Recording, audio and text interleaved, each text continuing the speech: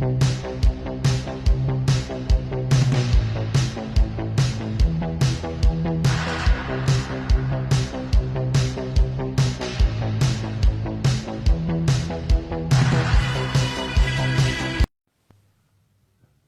Dark, I'm going to make my final video for thoughts and views on Damian Sebastian Nightwalker. When you listen to the crap he says, it becomes apparent that he's the vampire community's version of the fitness industry's character, Jason Blaha from YouTube. It's also becomes quite apparent that he is the boxing world's, he is the vampire world's equivalent of the boxing world's Charlie Zelenoff, that delusional fuckwit who thinks he's the world's greatest boxer, who gets his ass whipped every time he tries to take on anybody, whether they're a boxer or not. Now, Damian likes to make statements that he was in the vampire community since the 80s, since 93, since 95, since 99, 10 years, 15 years, 20 years, 30 years, however many years. He has a sliding scale timeline, which makes it hard to believe anything he says. Now,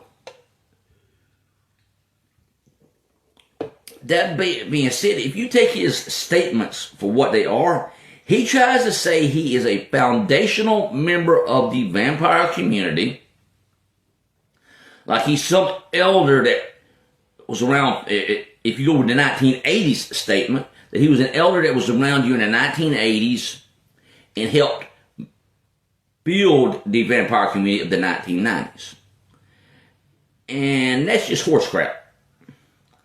Damian Sebastian Nightwalker claims he's a foundational elder, through his words, the way he says it, who basically took part in the building the community of the 1990s, when it started solidifying and become what it is now.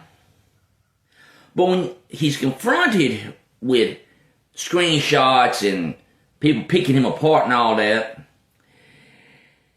well, his bit of evidence is the peak documentary of that era, American Vampires. His grand defense is, I was in the background in a scene. It talks about putting the clips of the scene up on his YouTube channel. Well, let's be real. Genuine leaders get the microphone, the interview, and a title card. Genuine leaders work their ass off, no matter what stage in life they are, when they start becoming leaders. They work their ass off to get that. Furthermore, when it's a documentary, a film, or whatever, is in what is called the, commonly referenced as the cutting room, the people who appear in the documentary in the film do not get the clips of scenes that are cut and they end up on the cutting room floor.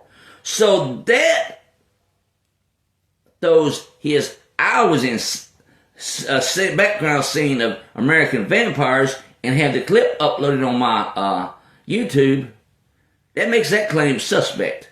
Where did he get the scene from? Because they didn't just clip it. Oh, well, here, Damian, take this here. Here's the scene here. You can have it because you were in it. It doesn't work like that. Now, I would like to see what kind of grand claim he's going to come up with to cover that one. And let's face it, cling to an uncredited, out of focus, extra, and that's what he's doing. He's clinging to being an uncredited, out of focus extra in a dark club or on the outside, standing around on the outside of a dark club isn't a flex. It's really just an admission that you, Damian, were never a pioneer. You were just paying the cover charge at the door to get into the club. That's why in this here, I refer to you as the vampire community's version of both Jason Blaha, that's Blaha, and the vampire community's version of the boxing world's Charlie Zelenoff. I would highly recommend looking at the controversies behind them two individuals, and you'll see why I called you that. Because everything you say is crap. Your timeline constantly shifts. your claim to fame in the vampire community. I was in a documentary, and I got the scenes uploaded on my YouTube channel. Just got shot down the drain. So let's see how you come back from this one, man.